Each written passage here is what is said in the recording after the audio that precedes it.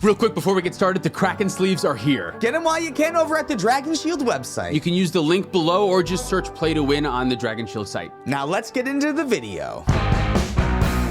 Welcome to Play to Win, where we play to win. I'm Dylan. And I'm Cam. This week we're playing 2 games of cEDH with Ryan from Playing with Power. Hey everyone, this is Ryan from Playing with Power MTG. You can find me anywhere that you watch stuff, so long as that place that you watch is YouTube. We play cEDH, also have some other stuff going on in the works that's going to be coming out here very soon. It may or may not come out by the time this episode releases, but we will find out. You can also find us on socials if you want to tell us how bad that I play in tonight's games. This video is brought to you in part by Dragon Shield. Use code PLAYTOWIN5 at the affiliate link down below for 5% off to help support the show. And check us out on Patreon, where you can get awesome extra perks like access to the Chill to Win at the $10 tier, where you can see bonus games every single week. So we have Cam on Talion, Mind Over Matter, a list submitted by our patron, Joshua Day. Nate on Magda, it's Dwarfin Time. I'm playing SISAY, and Ryan's on Turbo GODO Helm.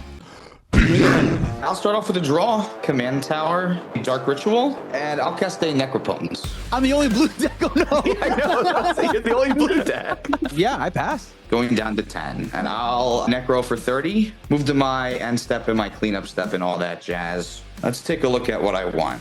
All right, this is everything that I'm going to be discarding into exile. It includes High Tide and Reanimate and Mystic Remora, Force of Will. Do we see a Thassa's Oracle or any of the console enablers? Not being discarded to exile, no. Take it away, Nate. Honestly, watching this back now, I was thinking I chickened out. I should have gone to like 3 or something like that. What do I need 10 life for? I only need like 5 probably. Normally, I go to 5 when I go all the way down because I want to keep up a life for a Force of Will. I want to keep up 2 life for a Vampiric Tutor, and I potentially want to keep up a life for a Fetch Land. Or like a Mana Confluence, whatever kind of land. Like a mana that you would need it. Like normally 5-ish is where I want to stop at my lowest, but I've been going back and forth on, is it better to, on the first one, refill your hand, and then on the second one, you go all the way, the rest of them, and then hope that you find the Born Upon the Wind in that second pile so you get access to all of them in your end step? Or is it better to just 30 right now, and then hopefully on my main phase, on my next turn, I don't need to Born Upon the Wind because I can just set the win up from there. I don't know which one's better. I'm gonna look at the same amount of cards anyway, so I might as well just get through all of them right away and then be able to formulate my plan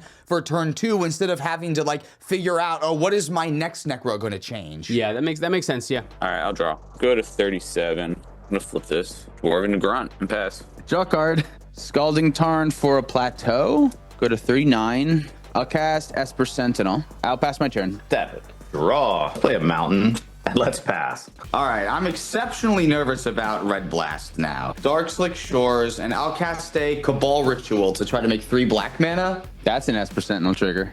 That I can't pay for. Wonderful. I will draw a card. Cast a Mox Amber. I'll cast a Lotus Petal, and I'll cast a Mox Opal. Crack Petal for blue to cast Thassa's Oracle. Yes. And if there's no Red Blast, with the ETB trigger on the stack, I'll hold priority and use 2 of my black mana here to cast a Tainted Pact. I pass. Oh man, really? Yeah, I'm too late. I don't have SISAY out yet. Oh, all right. I had the T2 Ogre. You turned 2 Ogre.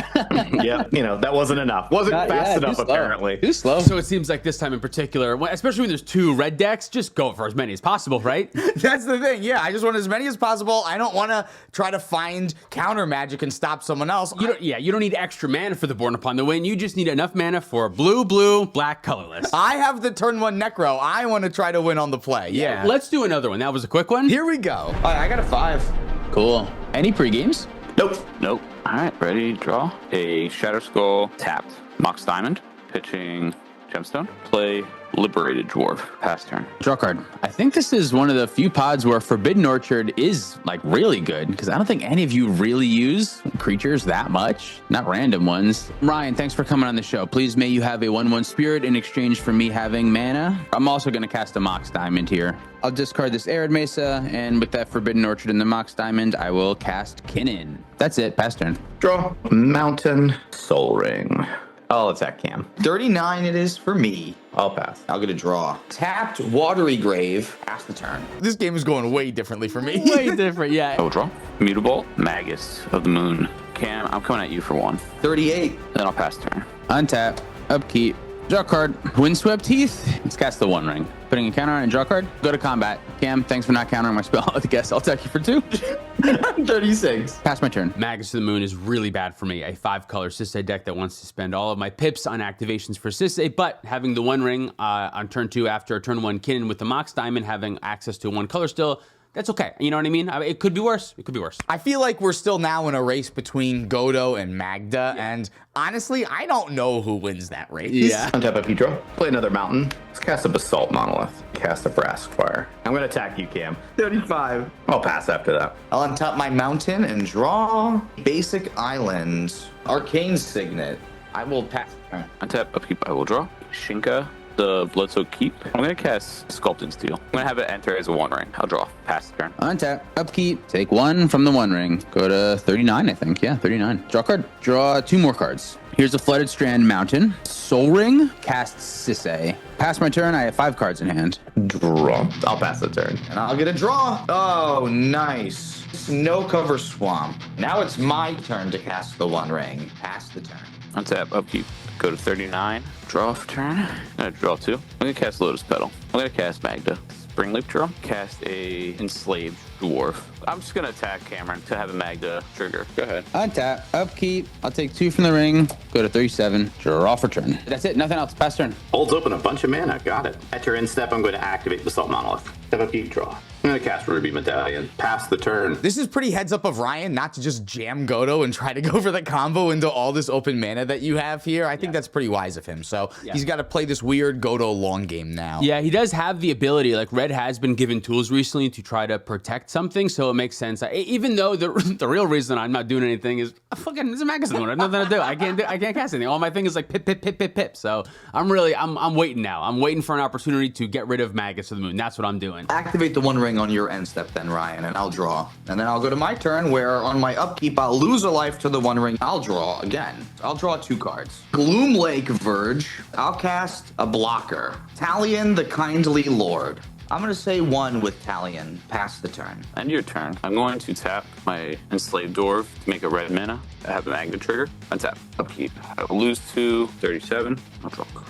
Gloin, Dwarf Emissary. Tap my Liberated Dwarf for a red. Magda trigger. A Smuggler's Copter. I'll activate the One Ring. With your activation, I'm going to do the same. That's fine. I'll draw 3. I'm going to channel the Sky Turtle using a blue and a colorless. Return the Magus to your hand. Yeah. Sack this Flooded Strand. Go to 36. Here's an Underground Sea that I find off of the Flooded Strands. Flash in Urtai, Resurrected. Try to destroy target Magda, and you can draw a card. Magda is back. Hands on. I'm going to draw. Blind Trigger, go to 4. Smuggler Copter resolves. I'm going to play City of Traders in my land for turn, and I'll sack my Lotus Petal for Lifecrafter Engine. When it enters, I'm going to name Dwarf, cast Magus. I'll Mindbreak Trap it. I'm going to Mindbreak Trap your Mindbreak Trap. I'll cast Deflecting Swat, targeting your Mindbreak Trap. Force of Negation, pitching, Ristic Study. Wow. You can't just let us lose to Ryan then. You stinker.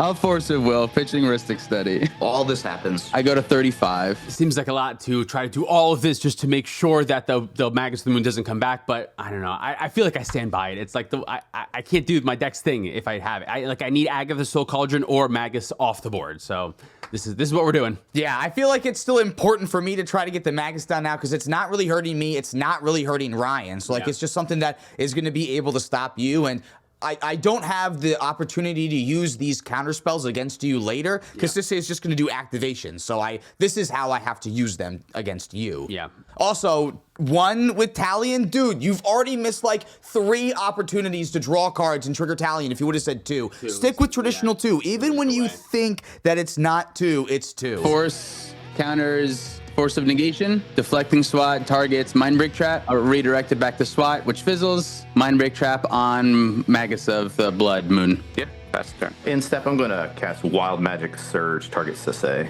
Yes, it destroys. All right, ready for me to reveal? I was born ready. Orcish Bowmaster. It enters. There's a trigger. I'll target the untapped dwarf. Sounds good. Can I go to my turn? Yep. That kind of sucks because I just did all of this to get the Magus off the board with an attempt to win, but without SISAY, I can't do that anymore. Bowmaster's good with everyone having the One Ring, but it's not winning the game. So What a wild magic surge to come out of nowhere. Untap, upkeep, take 3 from the One Ring and go to 32. Draw a card. Let's just draw 4 cards right now. Recast SISAY for 5. I will fetch my Windswept Heath. Go to 31. Here's Tropical Island. Cast Delighted Halfling. Talion trigger. 2 from that. Go to 29. You get a draw. I have a Bowmaster trigger. I will shoot Nate's. Didn't I shot?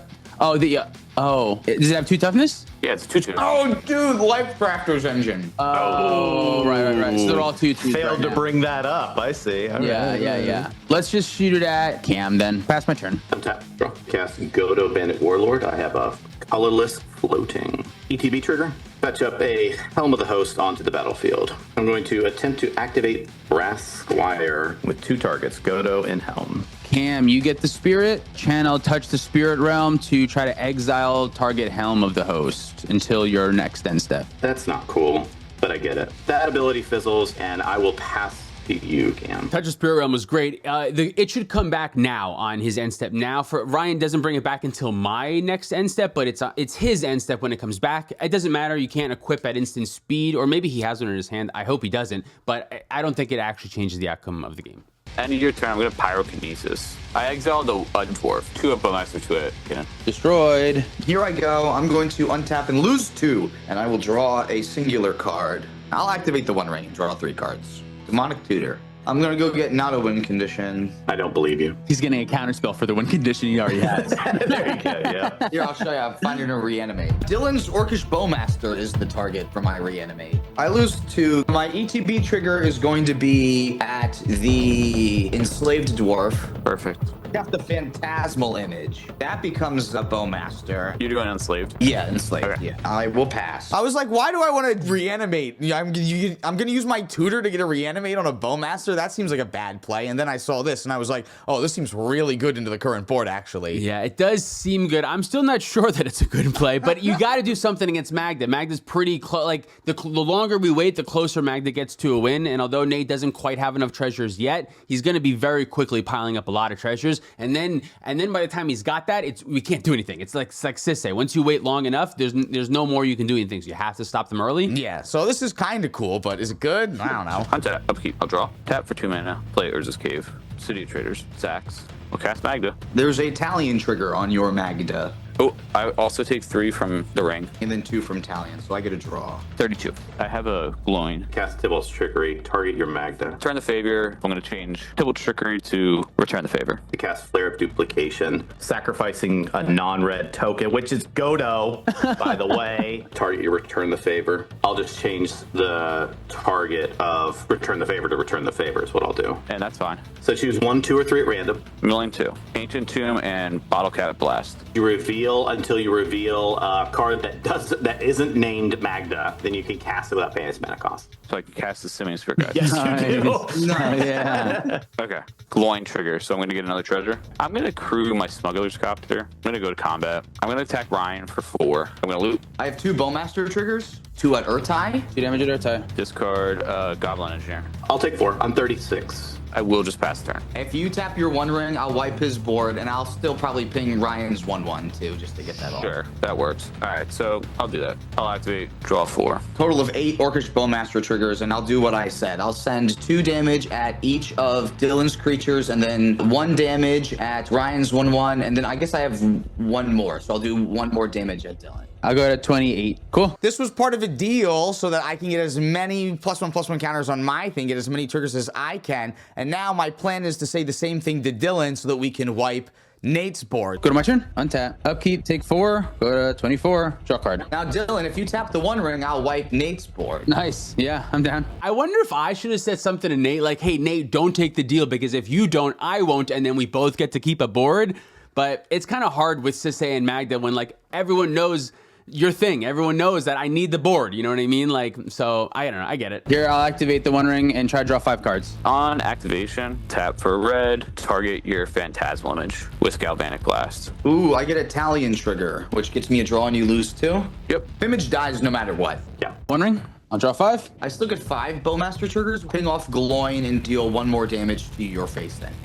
Sure. Let's play Plateau. Here's a Lotho. Talion trigger. I'll take 2, go to 22. Get a draw. I'll cast Ignoble Hierarch and get a Lotho trigger, go to 21 and make a treasure. Get a Talion trigger. Go to 19. Get a draw. That'll be it for me. I'm going to move to discard. Getting rid of Teferi, Time Reveler, and Bloom Tender. Pass my turn. My Helm of the Host phases back in. Untap. Draw. Attempt to cast Party Thrasher, reduced by 1. There's a Talion trigger on that. Look at that. I'll take 2. 34. Draw a card. I'll pass. Your end step. Cast this Disruptor Flute. I'm going to name the One Ring and activate the One Ring. Cool. But I'll still lose 3 to it on my upkeep and go to 26. Disruptor Flute's great here with there being 3 of them. I mean, the only way that I'm able to continue staying in this game with all of my shit getting destroyed every turn is because the One Ring can draw me back into it. And if I can't do that, well, it might be a little bit trickier to stay in this game. Thankfully, I'm able to draw 3 cards with Talion over this turn cycle because now I need a completely new game plan to deal with the board. And I draw for turn.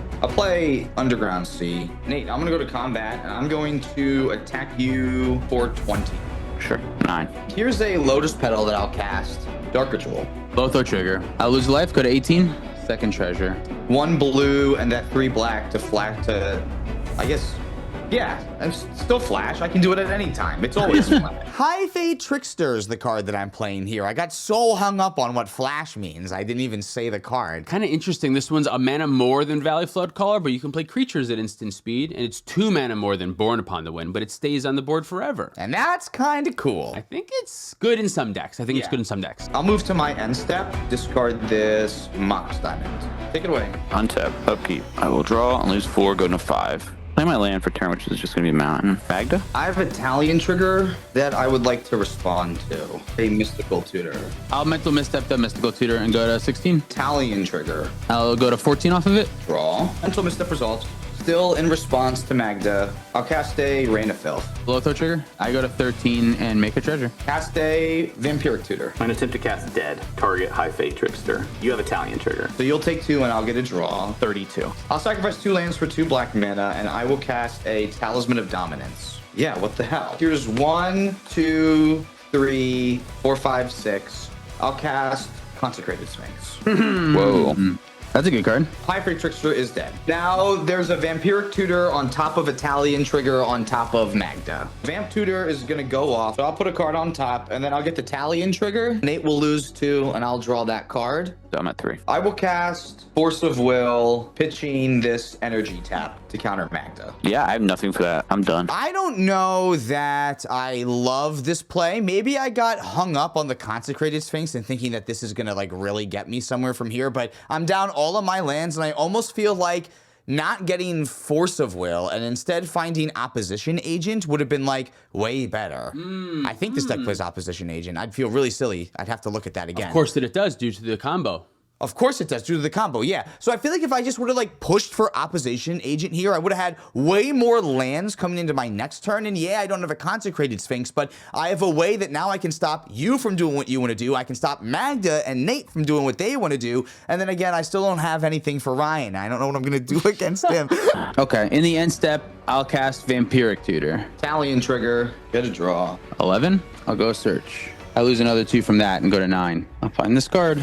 That card's on top. Go to my turn. Untap. 1 ring. I will take 5. Go to 4. Draw for turn. I will draw 2 cards. You got it. Here's Silence. Oh. I get a Talion trigger. I go to 2. Brian, thanks for being here. Have a 1/1 with my Forbidden Orchard. Emil the Blessed. That's a Lotho trigger. I go to 1 and make it a treasure. Here's Gaia's Cradle as my land for turn. Here's 3 mana from the Gaia's Cradle. Cast Derevi. I will untap the Gaia's Cradle, make another 4 mana and go up to 6. And I will activate Emil to flicker Derevi. And then when Derevi flickers, I will untap the Gaia's Cradle. I will present a loop of making infinite green mana this way by tapping for 4, using 3 of it to flicker Derevi, and untapping Gaia's Cradle, netting 1 each time. Once I make 1 billion green, I will flicker Tropical Island and Underground Sea and Plateau to make 1 billions of my other colors. I'll cast SISAY. I'll start activating SISAY. I'll find Sakashima the Imposter. I'll have Sakashima the Imposter come in as a copy of Orcish Bowmaster, and I will have it deal 1 damage to Cam. I'll use some of my billions of mana to flicker the Sakashima and have it come in as a Bowmaster, killing Ryan first.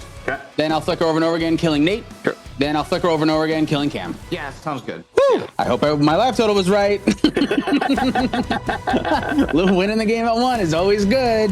After all that, I just had the combo in my hand, and the One Ring is good. I drew a lot of cards that game. Yeah, what a wild game that ended up being. Yeah, I feel like everyone was super threatening at every single point in the game and just ended up finding you a good window for your silence to go off, and then you just have everything else you need. And I'm pretty sure that my life total, I actually was right this time, I think. And let me know if I'm wrong. I always like losing, like winning the game here is always so risky, because what if I missed a damage somewhere? But I think I actually was at 1, which is obviously super cool. What a sweet victory. This was awesome, yeah. Thanks so much for watching. If you'd like to support us directly, you can do so on Patreon, like our $100 patrons. Penguin Man 0089, Eli the Magic Guy, David Newman, Pat Fire, Spangler, Demetrius Clark, Larceny Roars, Your Boy Blue, Sparky B, Zunon, Insomnia, SC Phillip, Olin Groupie, Gecko 21, Caleb Ritchie, Zach Hartley, Reactive, Sean in the Ice, Gare Bear Garrett, Luke Cook, Joshua Day, Demon of Ross, Reese, Peter Stewart, Corner Wild, Uncle Butts, Nick Phil's GODO 9, Kawaje, Hamid, Scott Hawk, and Baby G-Bus. If you want to pick up any of our merch, you can do that at playtowinmtg.com. Thank you, Dragon Shield, for supporting the show. Use code PLAYTOWIN5 at our affiliate link for 5% off. Follow us on social media for more content. Thank you for watching. See you next time.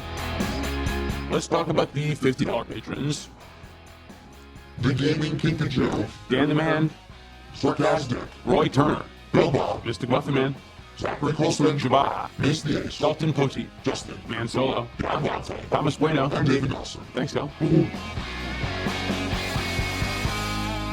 Can I do that again? I feel like I shouted. What the fuck am I saying? I stepped on you then at the end there. Welcome to Play to Win, where we play to win. I'm Dylan. Sorry. What is this, your first day? I feel like it is. I'm doing so bad. This is funny. This Talion deck that I'm playing has like such like a funky, cool win line with like Opposition Agent and then Hive Mind and then the card that lets me search everyone else's player's library. Yeah. And Necro is just like so good. I mean, that's the good part about console decks is that sometimes, like, this is just a good backup plan. Turn 2, like, the backup plan is winning on turn 2. Yeah, I can do something fun if I want, but I can also just like play Necro.